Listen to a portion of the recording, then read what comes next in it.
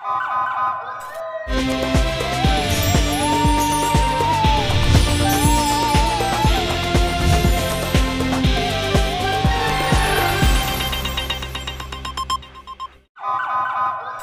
पहले नजर डालते हैं अब तक की बुलेटिन। सुरजानी टाउन के रिहायशी लैंड ग्रेबर के खिलाफ सरापा एहतजाज।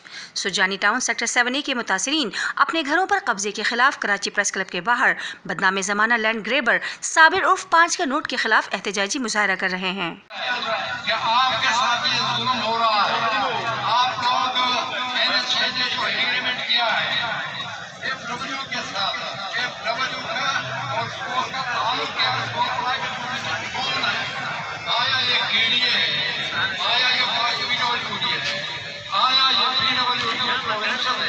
इसकी स्टेटस क्या है कि ये जमीन दूर की जमीन है, लोगों को 25-30 साल पे बेच रहे हैं और पैसा करोड़ों में वसूल कर रहे हैं और उसका रसीद भी अजीब सा दे रहे हैं। ये पूरे कराची वालों का अगर इसके ऊपर सुनो माइक इधर लाओ, कराची वाले माइक इधर।